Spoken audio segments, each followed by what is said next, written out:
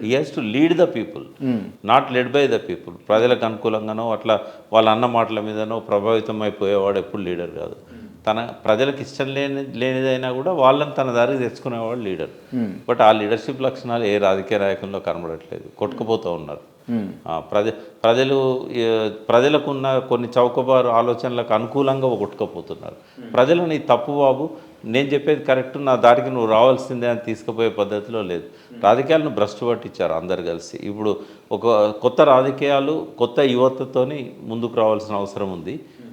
ఒక నవతరం కొత్త పార్టీతో ముందుకు వస్తే తప్ప ఈ ప్రక్షాళన జరగదు. బట్ ఆ యూత్ కూడా అట్లాగే అయిపోయినారు, భజన పరులు అయిపోయినారు, లాయల్గా నేను ఫలానా వ్యక్తి మనిషిని అని చెప్పుకునే స్థాయికి దిగజారిళ్ళు. ఆ ఇండివిజువాలిటీ పోయింది. ఒక మంచి రాజకీయాల పట్ల ఆసక్తి లేదు. ఎవరైనా మాలాంటి వాళ్ళము అట్లా ఆలోచించినా కూడా మాకు అక్కడ అవకాశాలు ఉండవు కాబట్టి ఐసోలేట్ అయిపోతున్నాం. వ్యాఖ్యానించడానికే తప్ప పరిపాలనకు మేము పనికి రాకుండా పోతున్నాం. Right, okay. ఇప్పుడు బీజేపీ నూతన అధ్యక్షుడిగా ఎవరుంటే బాగుంటుంది? తెరపైకి వస్తున్నటువంటి పేర్లు ఖచ్చితంగా ఇటు ఈటల రాజేందర్ గారిది వినిపిస్తూ ఉంది ప్రప్రథమంగా. ఎవరుంటే బాగుంటుందని మీరు అనుకుంటా ఉన్నారు? ఇప్పుడు వీస్తున్న గాలి బీసీలు. మహేష్ కుమార్ని ఎప్పుడైతే కాంగ్రెస్ పెట్టిందో అంతకంటే ముందే బీసీ విషయంలో కమిట్ అయింది బండి సంజయ్కి. ఆల్రెడీ ఒక టర్మ్ ఇచ్చారు కాబట్టి ఖచ్చితంగా ఈటల రాజేందర్కే వాళ్ళు ఇస్తారు. ఎవరుంటే బాగుంటుంది అనేది వాళ్ళ ఇష్టం, మనం ఎట్లా చెప్తాం.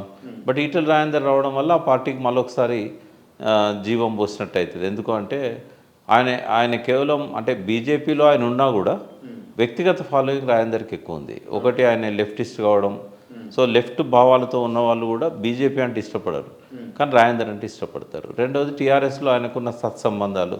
ఎవరికైనా టీఆర్ఎస్ నచ్చకపోయినట్టయితే ఒక ఆప్షన్గా రాజేందర్ వెంటబోయే అవకాశం ఉంటుంది. కాబట్టి బీజేపీ బలపడడానికి రాజేందర్ అక్కడ ఉపయోగపడతాడు. Right, okay. అంటే ఇప్పుడు రాజేందర్ గారికి ఒకవేళ బీజేపీ రాష్ట్ర అధ్యక్షుని పదవి అప్పచెప్తే జనరల్గా ఏం జరుగుతుంది అని అంటే, బీజేపీ ఎక్కడున్నా కూడా ఆర్ఎస్ఎస్ నుంచి వచ్చిన వాళ్ళకు, కర్ర పట్టుకొని వచ్చిన వాళ్ళకు, సంఘులో ఉన్న వాళ్ళకు పదవులు అప్పచెప్పింది, కానీ వినూత్నంగా ఈ లెఫ్టిస్ట్ భావాలు ఉన్న వాళ్ళకు పెద్దగా చెప్పలేదు. మరి చెప్పే అవకాశాలు ఉంటాయా? అంటే ఆర్ఎస్ఎస్ హోల్డ్ బీజేపీ మీద లేదని నేను అనను, కానీ బీజేపీ కూడా అన్ని పార్టీలతో సమానమైంది ఇప్పుడు. దానికి ఏం ప్రత్యేకత లేదు. అంటే మీరు అన్న జంప్ జిలానీలను కానీ పార్టీ ఎదగడానికి ఏం తప్పులు చేయాలో సిద్ధాంతం గల పార్టీ నుంచి రాజకీయ పార్టీగా మారిపోయిందంట, కంప్లీట్గా మారింది.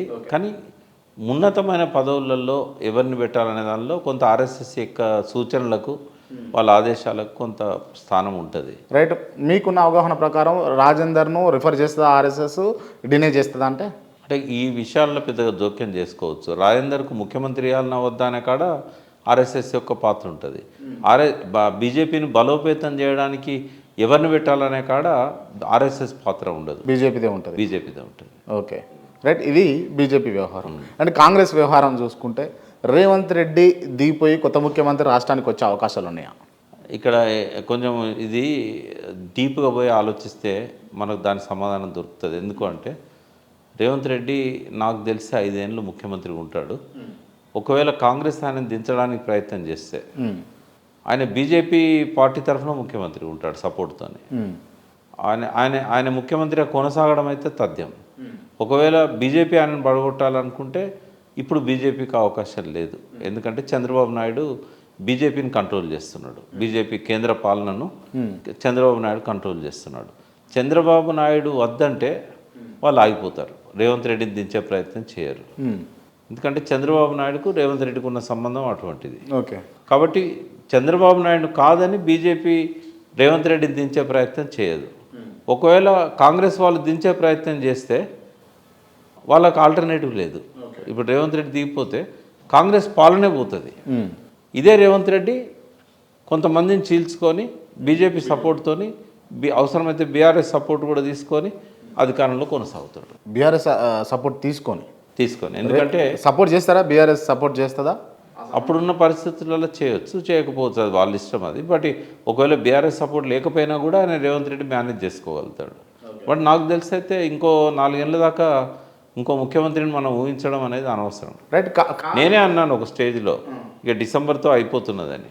కానీ ఎప్పుడైతే పార్లమెంట్ ఎలక్షన్లో చంద్రబాబు నాయుడు బీజేపీ ప్రభుత్వానికి మద్దతు ఇచ్చి ఇంకా తిరుగులేని ఆధిపత్యాన్ని అక్కడ చెలాయిస్తున్నాడు, ఇంకా రేవంత్ రెడ్డికి వచ్చిన ఇబ్బంది ఏం లేదు. ఎందుకంటే మానసికంగా ఆయన వాళ్ళతోనే ఉన్నాడు. ఫిజికల్గా కాంగ్రెస్లో ఉన్న రాహుల్ గాంధీ కనుసన్నల్లో పోతున్నట్టు కనిపించిన వీళ్ళకంటే చంద్రబాబు యొక్క ఆధిపత్యం రేవంత్ రెడ్డి మీద ఎక్కువ ఉంటుంది.